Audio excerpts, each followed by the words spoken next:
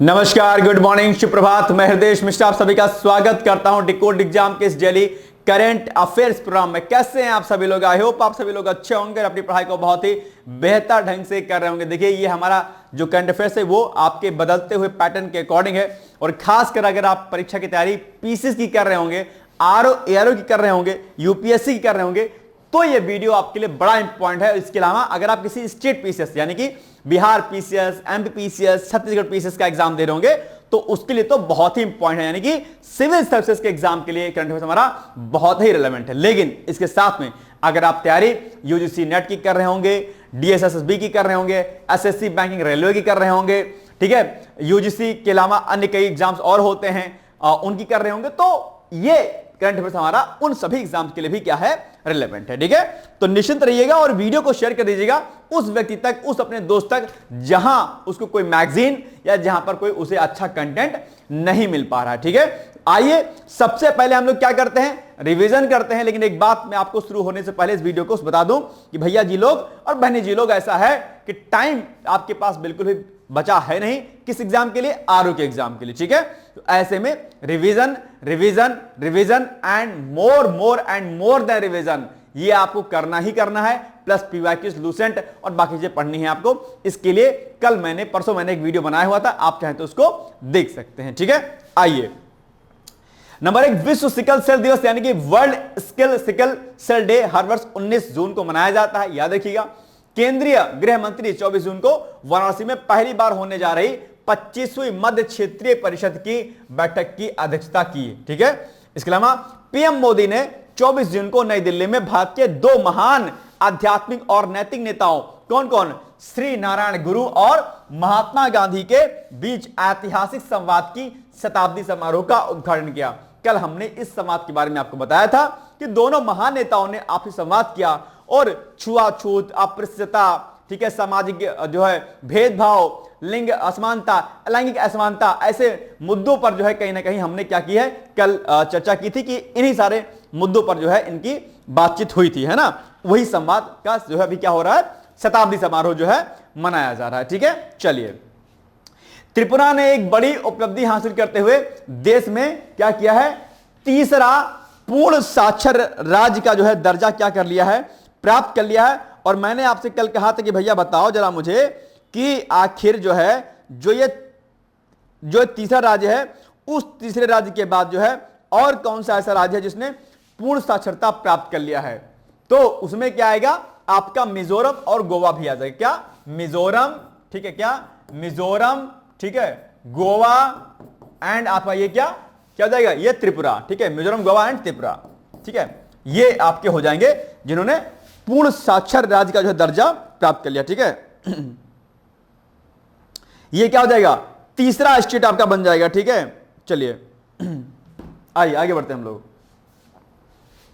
अच्छा, ये फैक्ट आपके बड़ा इंपॉर्टेंट ध्यान रखिएगा। ठीक है, चलिए, आत्मनिर्भर भारत के सिद्धांत का अनुकरण करते हुए राष्ट्रीय रक्षा क्षेत्र में संयुक्त अनुसंधान, नवाचार और भारतीयता को बढ़ावा देने के लिए भारतीय सेना के पश्चिमी कमान ने आईआईटी रोपड़ और आईआईटी कानपुर के साथ में समझौता ज्ञापन पर हस्ताक्षर किए हैं ताकि नई नई टेक्नोलॉजीज, नए इनोवेशन आदि से परिचित हो सकें और सेना में इसका इस्तेमाल किया जा सके, है ना, ताकि हम डिफेंस सेक्टर में और मजबूत स्थिति में आ सकें।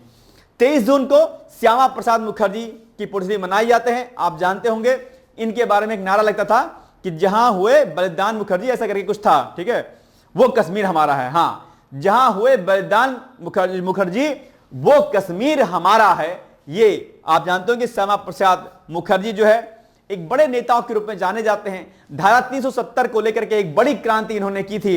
हालांकि एक रहस्यमय परिस्थितियों में 1953 में इनका देहांत हो जाता है, निधन हो जाता है। लेकिन उसके बाद वर्तमान सरकार जब सत्ता में आती है, 370 को लेकर के इसने जो है अपना कार्य किया और 370 अल्टीमेटली हट गया। तो ये एक देश में एक तरीके से कह लीजिए नासूर था, एक तरीके से, जो कहीं ना कहीं राजनीतिक गलती कह लीजिए या अनभिज्ञता कह लीजिए या जो समय की परिस्थिति कह लीजिए, उस समय की तात्कालिक परिस्थिति कह लीजिए, जो कुछ था, लेकिन वो ठीक नहीं था ओवरऑल 370 को लेकर के, जिसको वर्तमान में हटाया गया।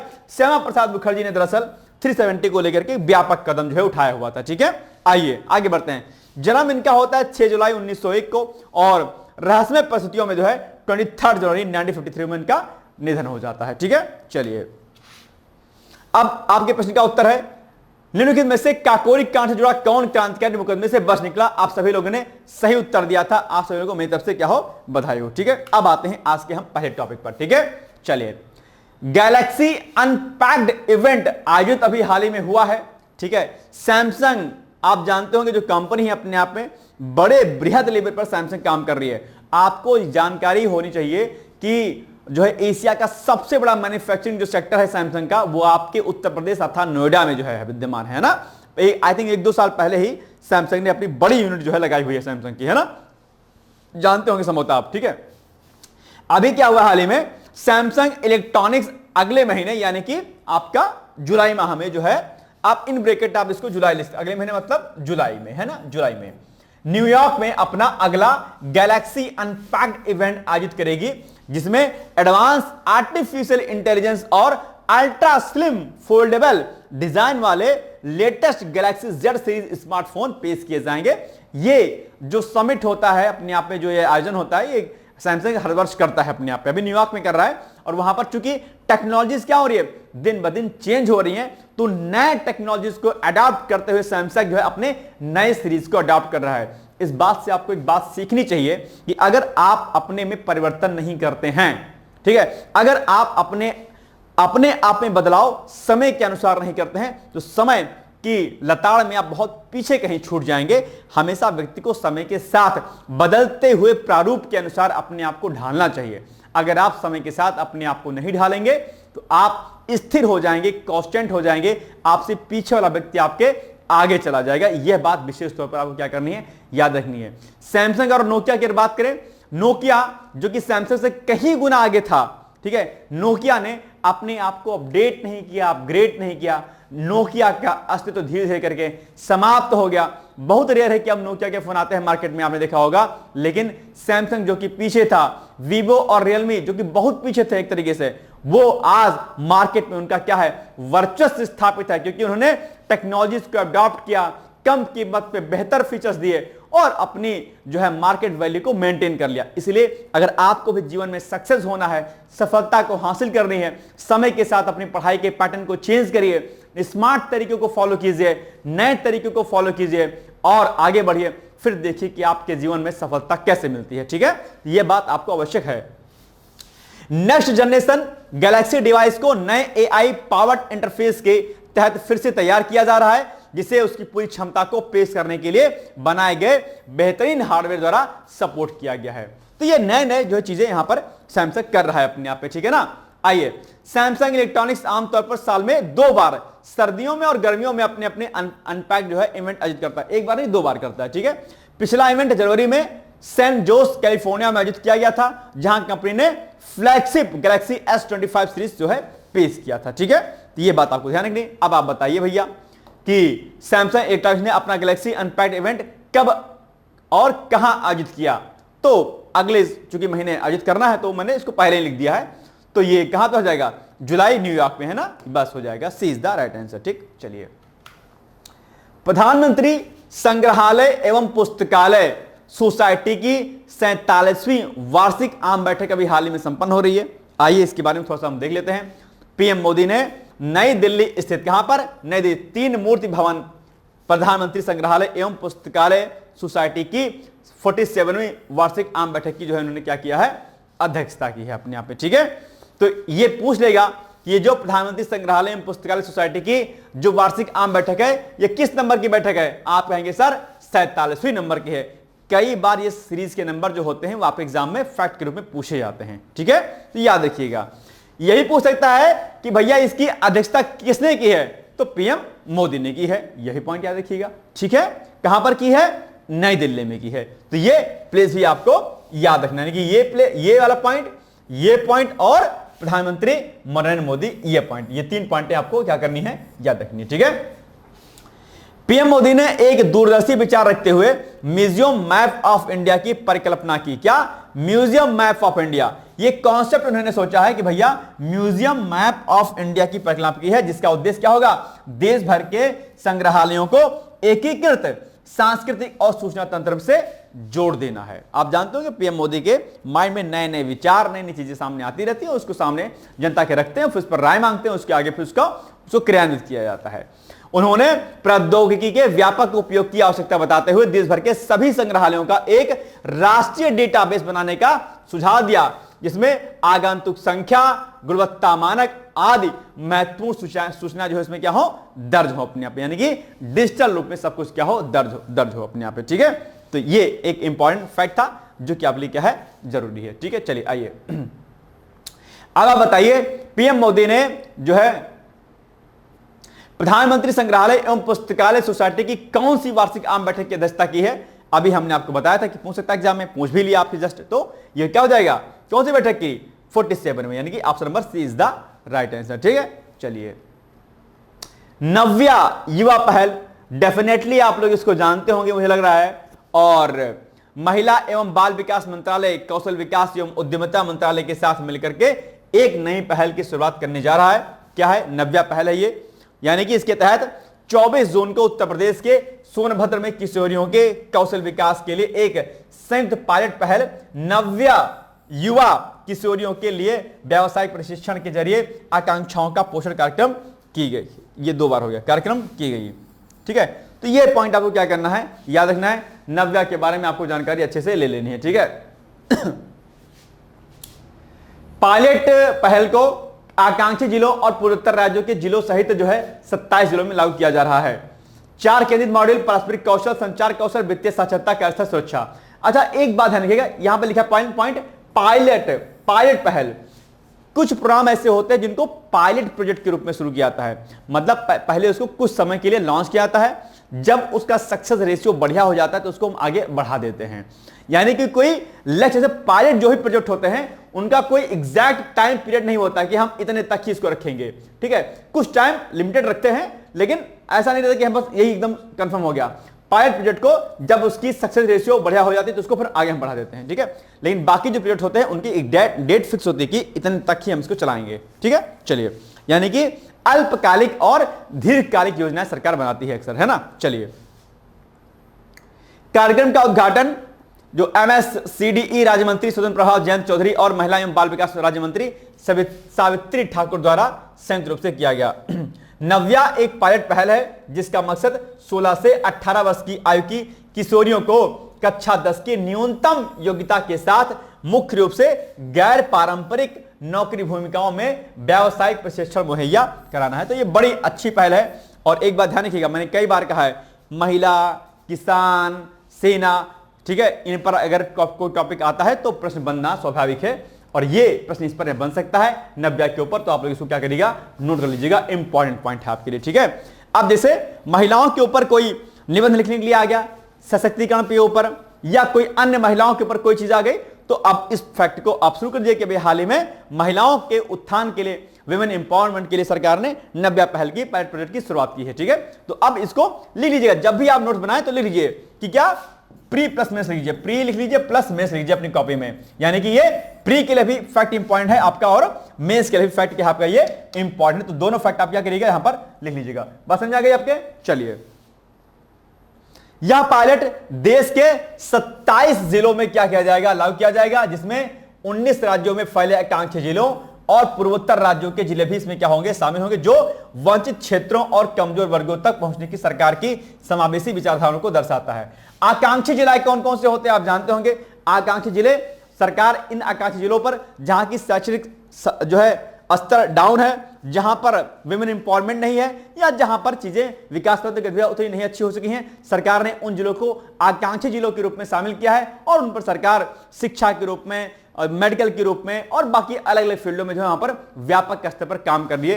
तो आकांक्षी जिले कौन कौन से हैं उत्तर प्रदेश के, ये भी आप पता कर लीजिए कि यूपी के आकांक्षी जिले कौन कौन से हैं। ठीक है, कई बार प्रश्न पूछ सकता है इसके लिए। ओके, चलिए अब आप बताइए, निम्नलिखित कथनों पर विचार कीजिए। नव्या कार्यक्रम का उद्देश्य 16 से 18 वर्ष की किशोरियों को गैर पारंपरिक नौकरियों के लिए व्यावसायिक प्रशिक्षण देना है। ठीक है, बिल्कुल। इस कार्यक्रम का उद्घाटन जो है सोनभद्र में जयंत चौधरी और सावित्री ठाकुर द्वारा संयुक्त रूप से किया जाएगा। ठीक है, यह पायलट पहल केवल उत्तर प्रदेश के जिलों में लागू की जाएगी। नहीं भाई साहब, पूरे इंडिया में है ये, तो कोई दिक्कत नहीं है अपने आप में, देखो यही तो है, क्या है, देश के 27 जिलों में है ना, तो बस छोड़ दो इसको। चलिए, तो ये क्या हो जाएगा, रॉन्ग हो जाएगा। 1 और 2 सही है, यानी कि ए इज द राइट आंसर। ठीक है, चलिए SCO, क्या SCO, SCO है ना, जानते होंगे इसके बारे में। तो SCO सुरक्षा परिषद सचिवों के 20वीं बैठक में भाग लेने के लिए चीन की यात्रा पर है कौन? अजीत डोभाल। सावधानी हटी और दुर्घटना क्या हुई, घटित हुई। सावधानी हटी, दुर्घटना घटी। इसीलिए ध्यान रखिएगा, जब भी कोई चीज करिए तो ध्यान पूर्वक लिखिए, नहीं तो मामला क्या हो जाएगा, गड़बड़ हो जाएगा, है ना। अजीत डोभाल, ठीक है, ये पॉइंट रखिएगा। अब दिमाग पे क्या था, चूंकि विदेश वाला मामला आ गया तो एस जी का नाम आ जाएगा, कोई बात नहीं। खैर, तो अभी क्या हुआ है, जो एनएसए हमारे हैं अजीत डोभाल जी, ठीक है, ने 23 जून को बीजिंग में चीन की कम्युनिस्ट पार्टी सीपीसी की केंद्रीय समिति के राजनीतिक ब्यूरो के सदस्य कौन और पीपल्स रिपब्लिक ऑफ चाइना के विदेश मंत्री कौन, वांग ई से मुलाकात की है। वांग ई से मुलाकात की है, ठीक है। डोभाल ने क्षेत्रीय शांति के लिए आतंकवाद का मुकाबला करने की आवश्यकता पर क्या किया, बल दिया कि भाई टेररिज्म को रोकना है। ओके, एनएसए डोभाल एससीओ सुरक्षा परिषद सचिवों की 20वीं बैठक में भाग लेने की चीन की यात्रा पर हैं। ये आप याद रखिएगा कि ये जो एससीओ की सुरक्षा जो परिषद है, इसकी 20वीं बैठक होगी अपने आप में, है ना। बैठक के दौरान दोनों पक्षों ने भारत चीन द्विपक्षीय संबंधों में हाल के घटनाक्रमों की समीक्षा की है और आपसी संबंध को और मजबूत करने को लेकर के और कई सारे मुद्दों पर जो है बातचीत यहां पर की गई है, ठीक है। तो एससीओ की ये 20वीं बैठक थी, विदेश जो है सचिवों की, अपने आप में सुरक्षा सचिवों की, तो ये जरूरी आपके लिए था पॉइंट, है ना। अब चूंकि एससीओ चर्चाओं में है तो एससीओ के बारे में पढ़ लीजिए। एससीओ की स्थापना 2001 में होती है। सदस्य देश भारत, चीन, रूस, Pakistan, Kazakhstan, Kyrgyzstan, Tajikistan, Uzbekistan और ईरान 2023 में शामिल हुआ। पर्यवेक्षक देश में के रूप में बेलारूस है, अफगानिस्तान है, मंगोलिया है और कई सारे देश हैं इसमें। सचिवों की बैठक जो है होती है, हर साल आयोजित की जाती है। भारत 2017 में एससीओ का पूर्ण सदस्य बन गया। भारत आतंकवाद विरोध, ड्रग्स विरोध और साइबर सुरक्षा जैसे विषयों पर विशेष बल देता है एससीओ के अंतर्गत, है ना। चलिए अब आप बताइए, भारत के राष्ट्रीय सुरक्षा सलाहकार अजीत डोभाल ने 23 जून 2025 को बीजिंग में किस चीनी नेता से मुलाकात की? ली कियांग से, सी जिनपिंग से, वांग यी से या फिर हांग जेंग से? कितना बढ़िया बढ़िया नाम है, नहीं? आपका नाम अगर इनमें से हो, क्या हांग जेंग, क्या हांग जेंग, मैं आपसे कहूं कि हांग जेंग कैसे हो, कैसा लगेगा आपको? या मैं आपसे कहूं कि ली कियांग, क्या ली कियांग? तो दो चीजें होंगी, या तो आप मुझे मारने लगोगे, ठीक है, या तो कहोगे sir wow sir nice name है, नहीं? चलिए, मैं अपने चैनल पर लाइव था तो एक लोग का नाम था क्यूट तिवारी, मुझे बड़ा नाम आगे, साथ मेरी बात तो सुन पा रहे होंगे, अच्छा लगा मुझे। उनका नाम क्या था यूट्यूब पर, क्यूट तिवारी, क्या क्यूट तिवारी। मैंने कहा ये अच्छा है भाई, ठीक है, क्यूट तिवारी। यूट्यूब पर मैं लाइव रहता हूं अपने, तो वहां पर क्यूट तिवारी नाम दिखा, मैंने कहा यार ये बढ़िया है, क्यूटनेस का जो खुद की तारीफ करवाने का, क्यूट तिवारी। चलिए आइए आगे बढ़ते हैं हम लोग, है ना। तो वांग ई जो है क्या हो जाएगा, इसका राइट उत्तर हो जाएगा, ठीक है। आइए, एशिया की सबसे बड़ी झुग्गी बस्ती को अब भारत की सबसे महत्वाकांक्षी शहरी पुनर्वास परियोजना के रूप में फिर से तैयार किया जा रहा है। अभी ये बड़ी बात है, आप जानते होंगे कि एशिया की सबसे बड़ी झुग्गी बस्ती जो है आप जानते हो कहां पर है, तो वहीं पर जो है इस पुनर्वास परियोजना को फिर से तैयार किया जा रहा है अदानी समूह के द्वारा। अदानी समूह मुंबई के धारावी में रहने वाले लोगों के लिए एक विश्व स्तरीय जिला बनाने की कल्पना करने का प्रयास कर रहे हैं, यानी कि जो ये झुग्गी पूरी बनी हुई है उसको एक डिस्ट्रिक्ट बना दिया जाएगा अपने आप, उसका डेवलपमेंट कर दिया जाएगा, ठीक है। गौतम अदानी ने अदानी इंटरप्राइजेस लिमिटेड की 33वीं वार्षिक आम बैठक को संबोधित करते हुए कहा, एशिया की सबसे बड़ी झुग्गी बस्ती को अब भारत की सबसे महत्वाकांक्षी शहरी पुनर्वास परियोजना के रूप में फिर से तैयार किया जा रहा है।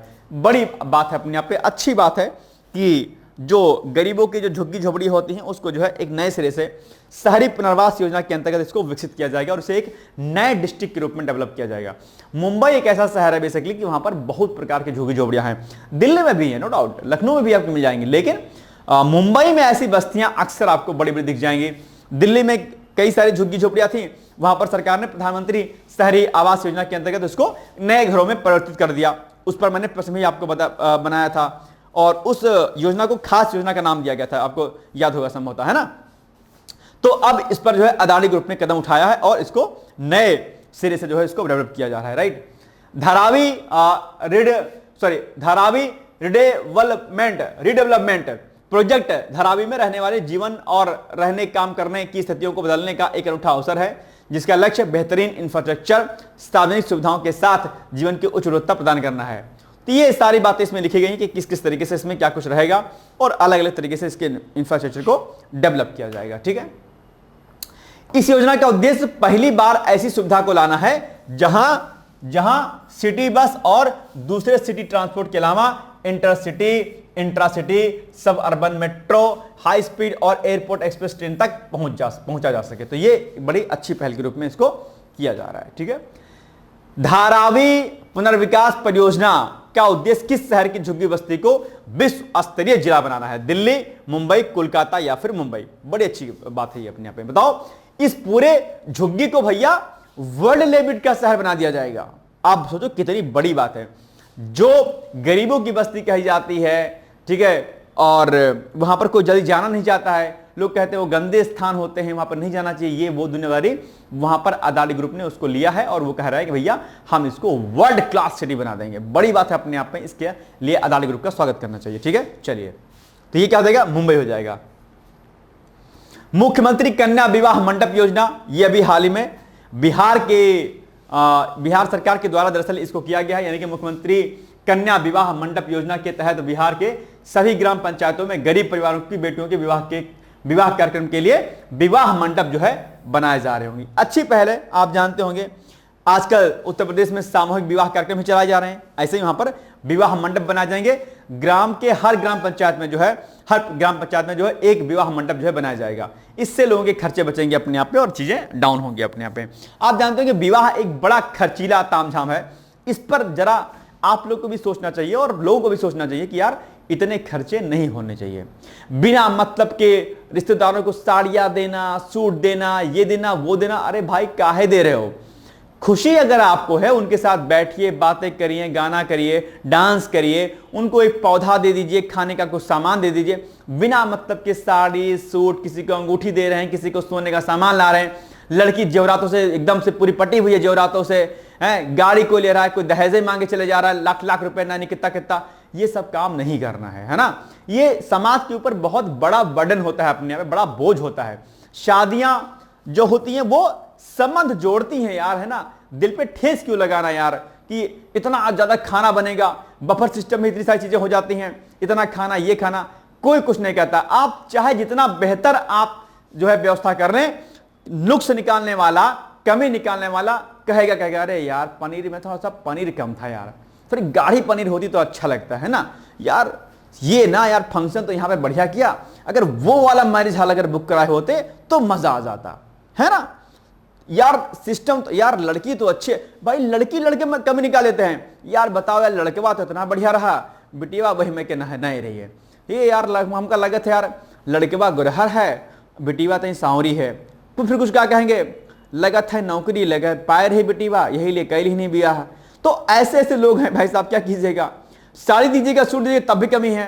हाँ 500 रुपये को हुई है साड़ी, और ज्यादा थोड़ी ना हुई है, 500 रुपये को हुई है। हमारे अम्मा पिछली बढ़िया लेके आई रही बाजारा से ये वाली साड़ी, ऐसे लोग कमेंट करते हैं। तो अवध में अगर आप आएंगे तो कोई लोग ऐसे ही कन्वर्सेशन करते हैं, नहीं दिक्कत होती होगी। हर जगह पर नुक्स निकालना उनको होता है। तो ऐसी स्थिति में आप ज्यादा तामझाम मत करिए, सिंपल शादी करिए, हवन पूजन यज्ञ के साथ करिए, 2 4 6 10 लोगों को बुलाइए, उनको बुलाइए जो आपके हित में काम आते। जबरदस्ती भंडारा करने की आवश्यकता नहीं है, ठीक है। इतना बड़ा तामझाम नहीं करने की आवश्यकता है, बिना मतलब वाला, ठीक है। आप विद्यार्थी हैं, आप अभी पढ़ाई कर रहे हैं, आपको महीने का 100 रुपया कोई देने आता है क्या? कोई व्यक्ति जो आपकी शादी में इतने सारे लोग आएंगे, उनमें से किसी ने आपको 100 रुपया आपकी पॉकेट में डाला कि बेटिया ये ले लो, 500 रुपया ले लो, खर्चे के लिए फल फ्रूट्स खा लेना? किसी ने कहा? अगर कोई व्यक्ति आपको इतना नहीं हेल्प करता है, आप उसके लिए साड़ी सूट नया दुनियादारी काहे करते हो बिना मतलब वाला? कोई खर्चा नहीं करना है जो आपके हित संबंधी हो। हाँ, आप जो पैसा वहां पर खर्च करते हो, उस पैसे से आप किसी गरीब की सहायता कर दीजिए, किसी बच्चे की फीस भर दीजिए, किसी मां को जो गरीब है उस मां को एक धोती साड़ी दे दीजिए, किसी के बच्चे का स्कूल में एडमिशन करा दीजिए। उससे आपको फायदा मिलेगा और इससे फायदा नहीं मिलेगा कहीं पर किसी गरीब के लिए आप जो है 1-2 लाख रुपए का मकान, एक कमरा बना दीजिए, फिर देखिए क्या फायदा होगा, उससे आपको कितना आशीर्वाद मिलेगा। अनवांटेड खर्चे मत कीजिएगा, ठीक है, ध्यान दीजिएगा। तो ये जो मुख्यमंत्री कन्या विवाह मंडप योजना है, ये बिहार सरकार ने अभी हाल ही में शुरू किया है, जिसमें जो है सरकार 40 अरब 26 करोड़ रुपए से ज्यादा की राशि 8053 ग्राम पंचायतों में चरणबद्ध तरीके से विवाह मंडप के निर्माण को कराया जाएगा, इतने पैसे के माध्यम से अलग अलग, ठीक है। ये बड़ी अच्छी योजना है अपने आप में। नीतीश मंत्रिमंडल ने बैठक में संपोषित दीदी की रसोई में खाने की थाली की दर को आधी यानी कि 40 से घटाकर 20 रुपए करने का पर भी मुहर लगाई है। अभी तक ये कैंटीन राज्य के सरकारी मेडिकल कॉलेज, अस्पतालों और सरकारी संस्थानों में है। इन्हें सभी जिलों के कलेक्ट्रेट, अनुमंडल कार्यालय, प्रखंड एवं अंचल कार्यालयों में भी लागू किया जाने का निर्णय लिया गया। यार ये चीज मुझे समझ में नहीं आती है। आप देखे होंगे लखनऊ, उत्तर प्रदेश सचिवालय में भी खाने का रेट बहुत कम है कैंटीन में। क्यों कम किए हो भाई, क्यों कम किए हो? जिसकी सैलरी 70,000 1 लाख प्लस आती है, उसके लिए समोसे का रेट कम क्यों है? अरे रेट कम करवाए, सबके लिए रेट कम करवाइए। जो अधिकारी खूब पैसा कमाता है, कई बार लोग नंबर 2 का पैसा भी कमाते हैं, रेट काहे कम किए हो भाई उस वहां पर कैंटीन में? किसी भी, मुझे तो नहीं लगता कि किसी भी सरकारी कार्यालय में खाने का प्राइस कम करना चाहिए, बिल्कुल नहीं कम करना चाहिए। मैं तो कहता हूं बढ़ा के रखो, और कमा रहे तो खर्च करो ना भाई पैसा। गरीब को कोई छूट नहीं है, तो सरकारी अधिकारियों को काहे किस बात की छूट भाई? उनको मेडिकल सुविधाएं मिलती है, सब सुविधाएं मिलती है, तो काहे छूट मिलेगा? अब इतना नहीं करना चाहिए सरकार को। अनवांटेड मतलब ये मुझे अनवांटेड खर्चा लगता है, नहीं करना चाहिए। मतलब मैं इससे इत्तेफाक बिल्कुल नहीं रखता हूं, ठीक है। चलिए, मुख्यमंत्री कन्या विवाह मंडप योजना का उद्देश्य क्या है बताओ? क्या है भैया? बाल विवाह को बढ़ावा देना, महिलाओं को रोजगार देना, स्कूलों में शौचालय का निर्माण कराना, हर ग्राम पंचायत में शादी समारोह के लिए मंडप बनाना। क्या है? ये है, ठीक है। खर्चे शादी में मत करना भैया, ठीक है। जो लड़की अपना घर आंगन छोड़ के आपको सब कुछ आपके पास आती है ना, वही सब कुछ है आपके लिए, वही सबसे बड़ा धन है आपके लिए, है ना। चलिए, कूटनीति में महिलाओं का अंतर्राष्ट्रीय दिवस, भाई साहब ये भी चर्चाओं में है। तो कूटनीति में महिलाओं का अंतर्राष्ट्रीय दिवस प्रतिवर्ष 24 जून को मनाया जाता है। कब मनाया जाता है? 24 जून को मनाया जाता है। और अगर हम इसके थीम की बात करें, किसके, अगर हम इसके थीम की बात करते हैं तो 2025 की थीम क्या है? कूटनीति में महिलाओं के नेतृत्व के लिए संरचनात्मक बाधाओं को दूर करना। यह क्या है? 25 की थीम है। यह दिवस महिलाओं की कूटनीति में भागीदारी, नेतृत्व और योगदान को समाहित करने के लिए मनाया जाता है। संयुक्त राष्ट्र महासभा ने 20 जून 2022 को इस दिवस को मान्यता जो है दी थी। यह भी पॉइंट आपको याद रखना है। इसका उद्देश्य राजनीतिक क्षेत्र में लैंगिक समानता को बढ़ावा देना और महिलाओं की भागीदारी को सशक्त करना है। उद्देश्य क्या है? कूटनीति में महिलाओं की भूमिका को वैश्विक स्तर पर पहचान देना, विदेश नीति, शांति स्थापना, संघर्ष समाधान और अंतरराष्ट्रीय संबंधों में महिलाओं के योगदान को उजागर करना और अंतरराष्ट्रीय कूटनीतिक क्षेत्रों में महिलाओं के नेतृत्व को प्रेरित करना अपने आप। ये क्या है? इस दिवस का मुख्य उद्देश्य है, मेन मोटो है। तो ये सब पॉइंट, क्योंकि आप जानते होंगे आधे से ज्यादा आबादी जो है महिलाओं की है, और महिलाओं का प्रतिनिधित्व जो है हमारे जीडीपी में बहुत मजबूत है। तो ऐसे में जो है ये चीजें यहां पर होनी चाहिए हमारे लिए, है ना। चलिए, कूटनीति में महिलाओं का अंतर्राष्ट्रीय दिवस के संदर्भ में निम्नलिखित कथनों पर विचार कीजिए। नंबर 1 पॉइंट, यह दिवस वैश्विक स्तर पर महिलाओं की राजनयिक भागीदारी को मान्यता देने के लिए मनाया जाता है। इस दिवस की शुरुआत संयुक्त राष्ट्र महिला संगठन यानी कि यूनाइटेड नेशन वेमेन के द्वारा की गई थी। यह दिवस संयुक्त राष्ट्र महासभा द्वारा पारित प्रस्ताव के बाद अंतरराष्ट्रीय स्तर पर स्वीकार किया गया। कौन सा कथन सही है इसमें बताओ? You have take your time and बताइए मुझे क्या होगा इसका उत्तर एग्जैक्टली। बताओ भाई बताओ, क्या होगा इसका उत्तर? इसका उत्तर हो जाएगा आपका 1 और 3। ये नहीं होगा ना, 1 और 3 कहां पर? बी वाला, B is the right answer, ठीक। चलिए, पुस्तक द इमरजेंसी डायरीज का विमोचन अभी हाल ही में किया गया है। प्रधानमंत्री ने आपातकाल के दौरान अपने अनुभव के बारे में द इमरजेंसी डायरीज लिखी है। इस पुस्तक का 25 जून को विमोचन किया जाएगा, ठीक है। मैंने कि आज क्या तारीख है? आज तारीख है भैया आपकी 25, यानी कि आज ही। पीएम मोदी ने उन सभी लोगों से सोशल मीडिया पर अपने अनुभव साझा करने के लिए आग्रह किया है जिन्हें आपातकाल के वो कई दिन याद हैं, जिनके परिवारों ने उस दौरान कष्ट झेले थे। आप जानते होंगे इंदिरा गांधी द्वारा जो है आपातकाल लगा दिया गया था। इसके पीछे कई प्रमुख कारण थे। इलेक्शन को लेकर के उन पर जो है कोर्ट का एक फैसला आया हुआ था। ऐसा कहा जाता है कि अपनी सत्ता को बचाने के लिए दरअसल उस समय तत्कालीन सरकार ने आपातकाल लगाया गया था, ठीक है। और बिना किसी सूझबूझ के, बिना किसी उसके जो है रात में जो है लगा दिया गया आपातकाल, है ना। 25 जून 1975 को तत्कालीन राष्ट्रपति फखरुद्दीन अली अहमद भाई साहब ये थे, राष्ट्रपति जी थे, महान आदमी थे ये, और इन्होंने जो है अप्रूवल दे दिया था, है ना। फखरुद्दीन अली अहमद ने प्रधानमंत्री इंदिरा गांधी की सलाह पर भारतीय संविधान के अनुच्छेद 352 के अंतर्गत आंतरिक अशांति यानी कि इंटरनल डिस्टर्बेंस के आधार पर जो है क्या कर दिया, आपातकाल लागू कर दिया गया था। और इसमें बहुत सारे राइट्स जो है क्या कहते हैं खत्म कर दिए गए थे। अटल बिहारी वाजपेयी, जेपी जयप्रकाश नारायण यानी कि, और बहुत सारे लोगों को जेल में बंद कर दिया गया। बहुत सारी चीजें हुई वहां पर। उसके बाद जब आपातकाल हटाया गया तो उसके बाद कांग्रेस की बहुत बुरी तरीके से हार हुई थी, है ना।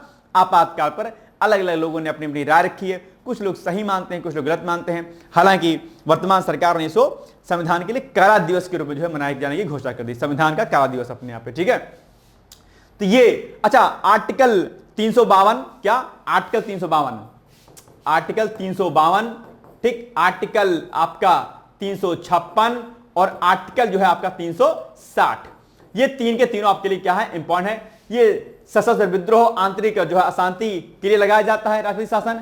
राज्य की संवैधानिक विफलता के होने पर आर्टिकल 356 का उपयोग किया जाता है। और आर्टिकल 360 वित्तीय आपातकाल यानी कि फाइनेंशियल इमरजेंसी, जब फाइनेंशियल जब डिस्टर्बेंस होता है तो उस समय फाइनेंशियल इमरजेंसी लगाई जाती है, जो कि अभी तक नहीं लगाई गई है, ठीक है। इसका उपयोग तो अक्सर होता रहता है, आप जानते होंगे, और इसका उपयोग जो है ऑलरेडी हो चुका है ना। तो ये आप बात जानते होंगे। चलिए आइए अब आप बताइए 1975 में लगाए गए आपातकाल के दौरान भारत के राष्ट्रपति कौन थे? तो सिंपल सी बात है भैया, फखरुद्दीन अली अहमद जी थे। चलिए अब आपके सामने प्रश्न है, भारत के स्वतंत्रता आंदोलन के दौरान महात्मा गांधी द्वारा स्थापित साबरमती आश्रम नगर के बाहर स्थित है। किस नगर के बाहर स्थित है बताइएगा मुझे। ये आपके सामने पीसीएस का एडवर्टाइजमेंट है, और पीसीएस का बैच हम लोग चला ही रहे हैं, आप जानते होंगे। आप चाहें तो इस बैच को परचेज कर सकते हैं।